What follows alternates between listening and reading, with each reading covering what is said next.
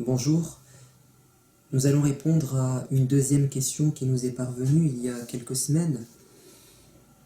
Donc c'est une personne qui nous dit « Bonjour, comment comprendre un tel message dans le Coran ?» Il s'agit du verset 56 de la sourate numéro 4. Je lirai le verset là tout de suite. « Certains l'utilisent comme arme pour accuser des musulmans en disant que le Coran n'est pas un livre saint qui prêche la paix. Je ne suis pas musulman, mais j'aimerais les faire taire. » Encore une fois, je félicite toute personne qui cherche à vérifier les informations qui circulent et qui a comme intention de défendre ses concitoyens. C'est tout à fait noble et je pense que si chacun d'entre nous, croyants ou non-croyants, musulmans ou pas, nous étions habités par la même intention de vivre ensemble, et si on pensait les uns des autres le bien, beaucoup de problèmes seraient réglés. De quel verset s'agit-il ? Il s'agit du verset 56, verset 4, qui fait référence à un châtiment dans l'au-delà, en enfer. En vérité, ceux qui auront renié nos signes, rejeté nos signes, ici ça renvoie aux signes de Dieu, nous les précipiterons dans l'enfer, et à chaque fois que leur peau aura été consumée, nous leur en donnerons une autre en échange, afin qu'ils savourent toute l'horreur de leur supplice, car Dieu est puissant et sage. Ce verset est un verset qui ne me choque pas, mais qui me fait peur. Effectivement, je comprends, le contraire m'étonnerait, je comprends qu'on puisse être secoué par ce genre de verset, et il y en a beaucoup dans le Coran. Pourquoi y a-t-il des versets qui révèlent, qui annoncent qu'une certaine catégorie de personnes seront en enfer et qu'ils subiront un supplice? C'est dans le but de dissuader. Dieu fait ça pour dissuader ses créatures de commettre l'irréparable, de commettre le mal. Car qu'est-ce qui nous empêche de faire le mal? Deux choses: la religion naturelle et la religion révélée. Et je rajouterai une troisième qui est intermédiaire, la loi humaine. Mais cette loi humaine n'aura d'emprise et d'impact sur l'être humain que si sa religion naturelle, qu'on appelle conscience, que si sa conscience y adhère. Et également si sa religion révélée également va dans le même sens. Je vous donne un exemple, le vol. Le vol est condamné par toutes les lois aujourd'hui humaines, et il est condamné par notre conscience et également par toutes les religions. Et cela est vrai pour toutes les formes d'injustice, de crime. Autrement dit, seules quelques rares exceptions, la religion naturelle, la conscience, la loi humaine et la religion révélée, généralement elles se complètent et elles vont dans le même sens. À quelques exceptions près, comme par exemple l'avortement. Il se peut que la loi autorise l'avortement, mais que la conscience de la personne l'en empêche, ou que sa religion l'en empêche. Ou bien l'euthanasie, qui est encore aujourd'hui un débat de société. Est-ce que la religion révélée va venir indiquer à la personne une chose contraire à sa conscience? Non, cela est impossible, pour la simple raison que cette religion naturelle vient de Dieu. et que la religion révélée vient de Dieu. Et Dieu ne peut pas se contredire. Autrement dit, pour un croyant, il considère que cette conscience morale qui lui indique ses valeurs universelles de bien et qui lui crée un problème de conscience quand il agit mal, ne sont que le fruit, cette conscience n'est que le fruit de la création de Dieu, de sa décision, de son choix. La religion révélée ne sera qu'une confirmation de cette religion naturelle que nous avons tous. La religion ou la révélation ne sera qu'une confirmation des valeurs universelles sur lesquelles s'entendent tous les êtres humains.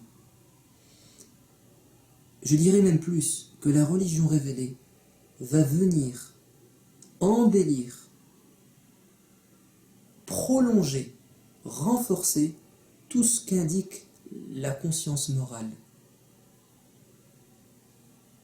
Et en fait, l'être humain est attiré par le bien et le mal. Son fort intérieur est composé de deux parties opposées, deux inclinations opposées, la propension au mal, la perversité si vous voulez, la méchanceté, le côté bestial, le côté noir, et puis de l'autre côté, le côté angélique, l'invitation au bien, l'inclination vers le bon. Et l'être humain, souvent, parce qu'il est faible et parce qu'il aime penser à lui et il n'aime pas faire des efforts, suit souvent ses inclinations mauvaises. Et si la loi humaine ne lui met pas des limites coercitives, avec des moyens de répression, avec des peines, beaucoup d'êtres humains seraient des criminels. Mais heureusement qu'il y a une dissuasion de la part des lois humaines. Mais ces lois humaines ont une limite. On peut y échapper. Quand je suis seul,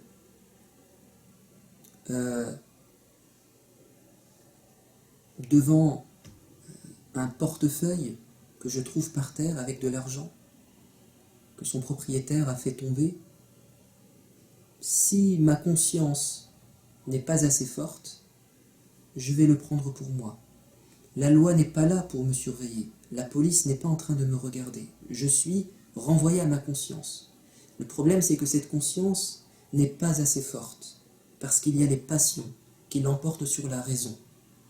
La preuve toute simple, c'est la cigarette. La raison, la conscience nous dit que fumer est mauvais pour la santé, que ce n'est pas bon pour l'enfant que je porte, que ce n'est pas bon pour les gens qui m'entourent, pour ma santé, c'est un gaspillage d'argent. Et pourtant, je peux être un médecin et fumer. Ça veut dire que l'être humain est faible et qu'il peut faire le mal consciemment. Et c'est un simple exemple, il y en a beaucoup. La religion va venir renforcer cette conscience. Pourquoi? Parce que elle enseigne aux croyants que Dieu le voit. Et que s'il échappe au regard des gens, il n'échappe pas au regard de Dieu. Et qu'après la mort, il y a une vie et qu'il devra rendre des comptes. Cela va l'aider à s'abstenir de faire le mal. Parce qu'il y a un risque de déplaire à Dieu, alors qu'il l'aime. Parce qu'il y a un risque d'être puni dans l'au-delà, devant le tribunal divin. Et de l'autre côté, les invitations à faire le bien, qui sont présentes dans sa conscience, dans son fort intérieur, vont être beaucoup plus motivées par la religion. Ainsi, vous avez des promesses de récompense sur terre et dans l'au-delà, le paradis, et ainsi de suite. Donc le croyant est censé, normalement, si la foi a pénétré son cœur, s'écarter plus que n'importe qui du mal et être le premier à faire le bien et à jamais le délaisser. Parce qu'il le fait d'après sa conscience, pour le bien des gens, mais aussi pour plaire à Dieu et l'aimer. Donc, comme il aime Dieu, il ne veut pas le mettre en colère, et comme il aime Dieu, il veut lui plaire. C'est pour ça que le Coran est rempli de versets qui exhortent à faire le bien, afin de nous motiver, et des versets qui nous dissuadent de faire le mal, afin qu'on s'en écarte. Ce verset en fait partie. C'est un verset dur, mais qui fait réfléchir. On va le relire. En vérité, ceux qui auront renié nos signes, de qui s'agit-il? D'abord, qu'est-ce qu'un signe? Vous avez de nombreux versets qui parlent de signes. Il s'agit d'un indice assez clair pour que l'être humain prenne conscience de certaines vérités qu'il a oubliées ou qu'il a volontairement délaissées. Ces signes peuvent être par rapport à l'existence de Dieu, par exemple, comme d'ailleurs c'est écrit dans un verset du Coran, je vais leur montrer des signes dans leur propre corps, mais aussi dans l'univers, jusqu'à ce qu'ils se rendent à l'évidence des vérités. C'est-à-dire, la première, l'existence de Dieu. Dieu nous dit qu'il y a assez de signes pour ceux qui réfléchissent et méditent, afin qu'ils découvrent que Dieu existe, que ce monde n'est pas géré au hasard, qu'il n'est pas venu par hasard, mais qu'il est le fruit d'une intelligence suprême et qu'il est bien géré, qu'il est programmé. Ce n'est ni vous et moi qui le gérons, qui le programmons, mais c'est un être supérieur, c'est le Créateur, on l'appelle Dieu. Ça, ce sont des signes. Mais ces signes ne suffisent pas.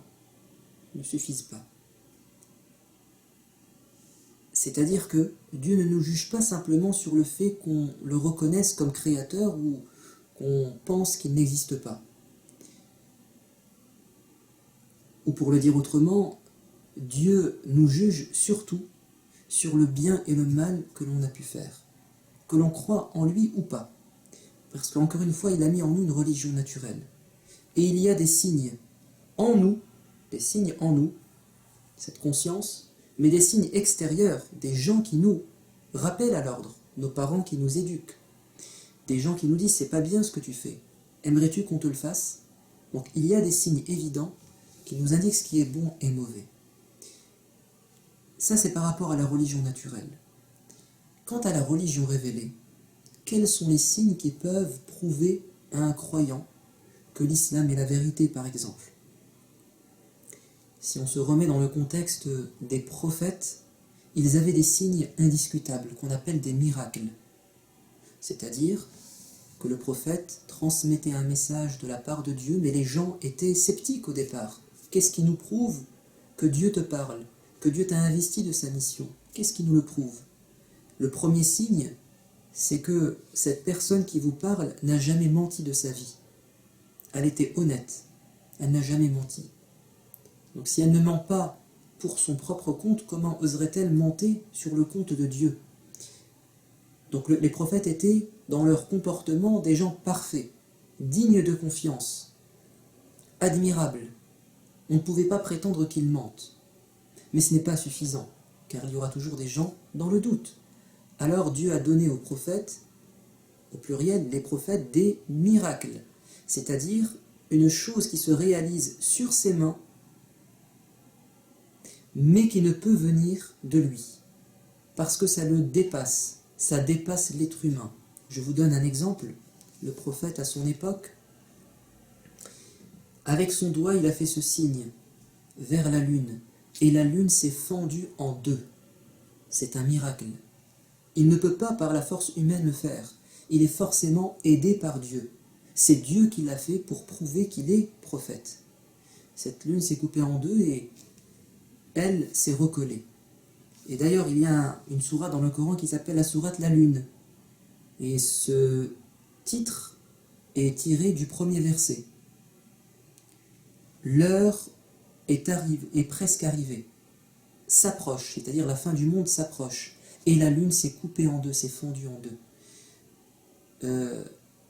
Ça, c'est un miracle. Les gens qui ont vu ça ne pouvaient pas au fond d'eux-mêmes nier que c'est un miracle. Ils l'ont vu. Mais certains ont quand même nié en prétendant que c'était de la magie.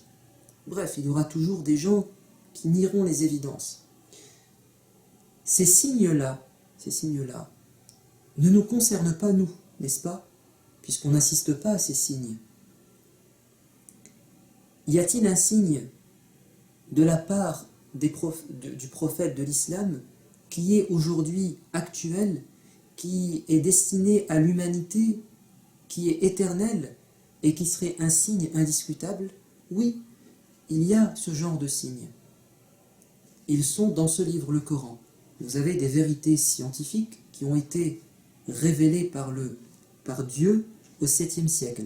Ce livre n'a jamais été retouché. Il est le même depuis 14 siècles. Et pourtant, il y a des vérités scientifiques qui ont été découvertes récemment, comme le développement embryonnaire, comme par exemple l'origine du monde, de l'univers, le Big Bang, comme par exemple l'extension de l'univers, l'expansion de l'univers, et d'autres, il y en a beaucoup. Faites des recherches sur Internet, vous verrez, miracle scientifique du Coran. Mais je vous ai cité tout à l'heure la lune qui s'est fondue en deux. Si Dieu l'a cité dans le Coran, ce miracle et pas les autres, c'est parce que ce miracle qui a été clairement stipulé nous est aussi destiné. On n'a pas vu la lune se fondre en deux, mais aujourd'hui nous savons que la lune a été coupée en deux. Il y a encore cette fissure. Et tapez sur Internet la NASA confirme le Coran, je crois, ou écrivez NASA lune Coran, et vous verrez que ça a été filmé, ça a été confirmé par la NASA, il y a bien une fissure. Bref, ce que je voulais dire par là, c'est que quand Dieu dit « ceux qui ont renié nos signes », il s'agit de signes évidents que la raison ne peut pas rejeter, c'est-à-dire une vérité qui saute aux yeux. Ceux qui auraient rejeté cette vérité qui saute aux yeux et qui auraient en même temps donc cette vérité qui nous indique que la religion révélée de Dieu c'est l'islam, mais qui également se seront opposés à leur religion naturelle, leur conscience, méritent, d'après Dieu, d'après ce qu'il nous dit, d'être punis.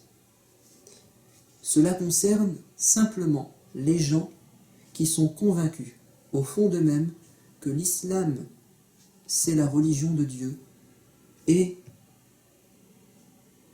qui la refusent. C'est-à-dire ceux qui reconnaissent que Dieu les invite à suivre l'islam et qui refusent.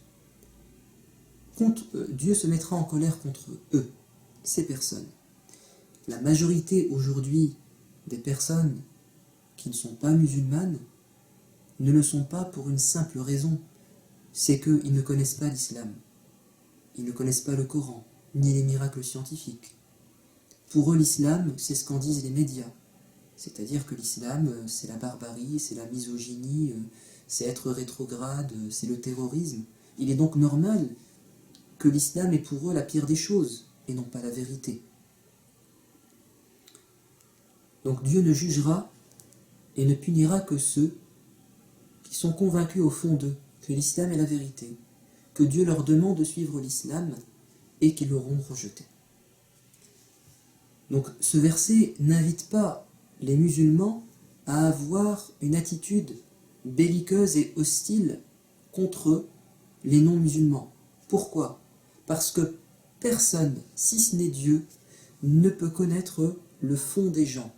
Si le non-musulman sait que l'islam est la vérité ou pas, personne ne peut le savoir si ce n'est Dieu.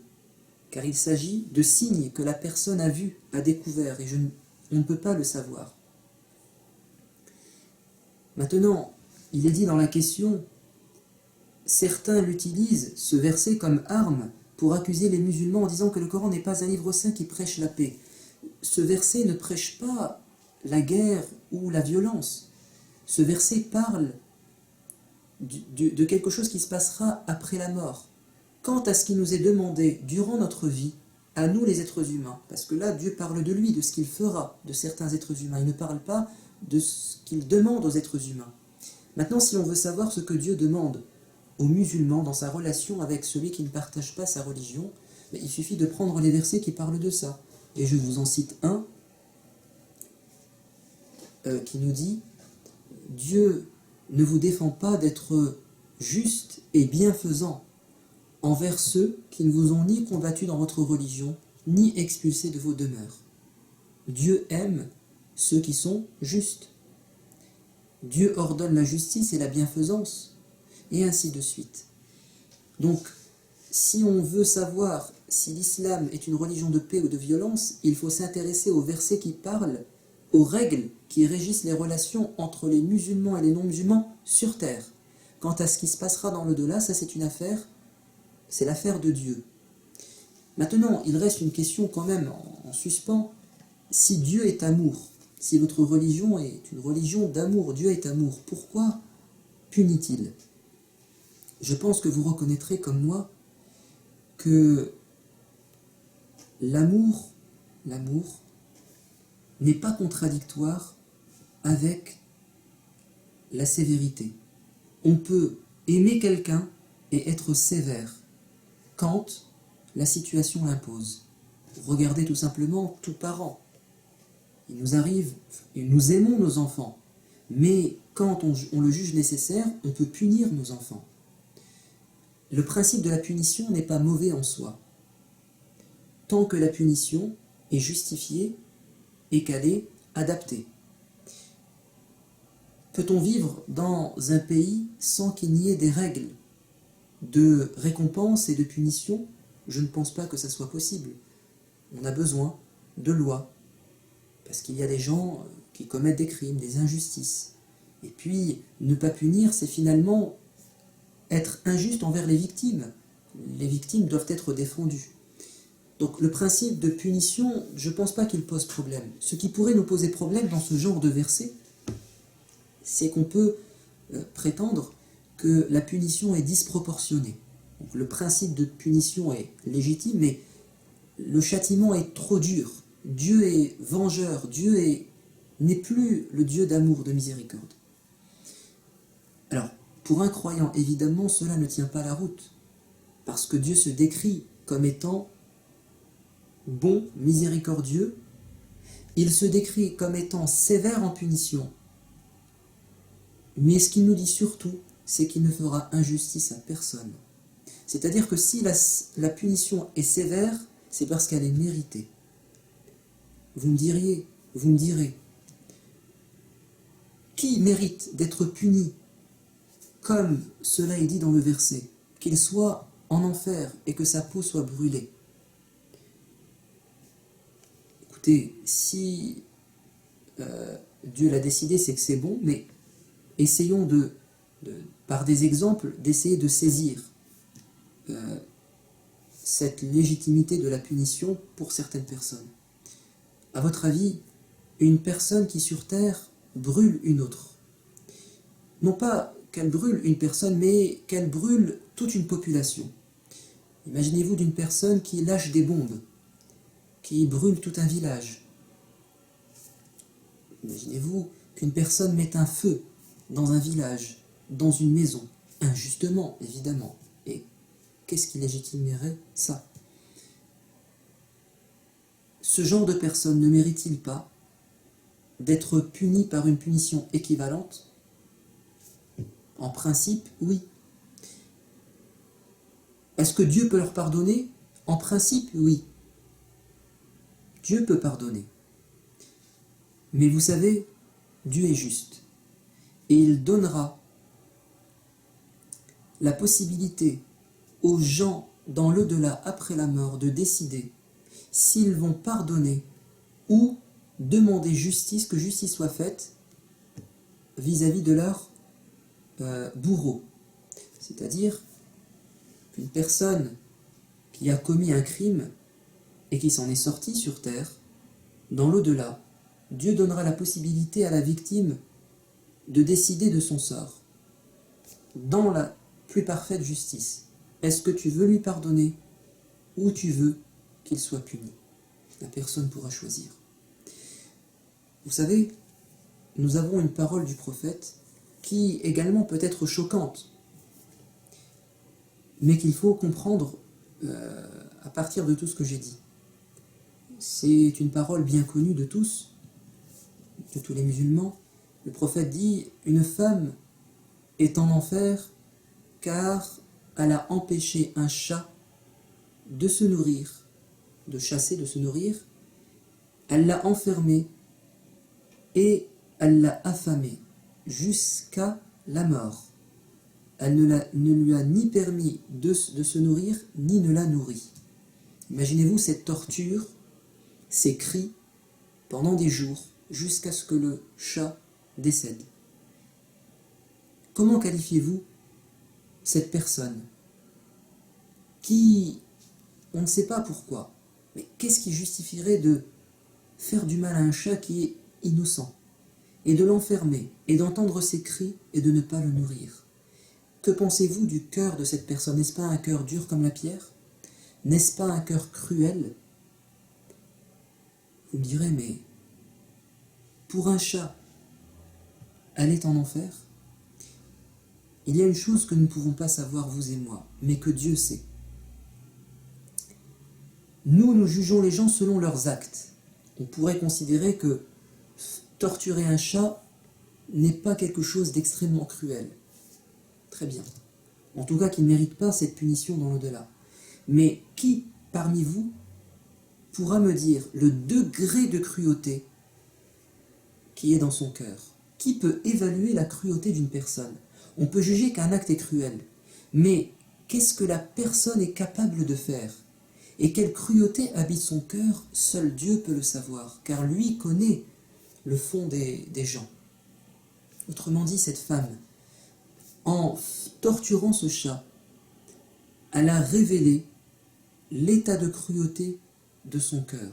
Et Dieu a vu en elle une cruauté capable, non pas de torturer un chat, car elle l'a fait, mais peut-être de torturer un enfant, peut-être toute une population. Donc si Dieu l'a mise en enfer, c'est qu'elle le mérite, non pas simplement pour l'acte qu'elle a fait, mais pour la cruauté qui habite son cœur que lui seul peut évaluer. En tout cas, quoi qu'on dise, Dieu reste juste, parce qu'il se décrit comme juste, et s'il n'était pas juste, il ne serait pas un Dieu. Maintenant, il est amour, parce qu'il prend la défense des victimes. Il est amour parce qu'il peut pardonner. Mais la justice est là, et il peut y avoir punition. N'y a-t-il pas des gens très cruels sur terre qui échappent aux lois des hommes, qui ne seront jamais punis sur terre? Trouvez-vous juste qu'ils meurent et que tout aille bien pour eux? Regardez comment nous sommes meurtris quand nous entendons qu'il y a eu un viol, le viol d'un enfant, de l'inceste, quand il y a des réseaux de pédophilie, quand il y a des meurtres, quand il y a des crimes selon des rituels pratiqués par des gens qui ont de l'argent, quand il y a une vente d'organes, quand on vole des enfants et qu'on leur prend leurs organes, qu'on les vole pour qu'ils soient sacrifiés lors de rituels, quand on sait que des gens comme Hitler, comme Staline et d'autres ont pu faire souffrir autant de gens, ne pensez-vous pas que ils puissent mériter d'être punis, et durement punis, par Dieu? En tout cas, pour un croyant, quand il lit ces versets, cela ne génère pas en lui de la haine, mais ça génère en lui de la peur. La peur de quoi? La peur de se retrouver dans cette situation. Autrement dit, cette peur est positive, puisqu'elle l'empêche de faire le mal et elle le pousse à faire le bien. Voilà ce que je pouvais vous dire sur ce verset. À bientôt pour une prochaine question et une réponse.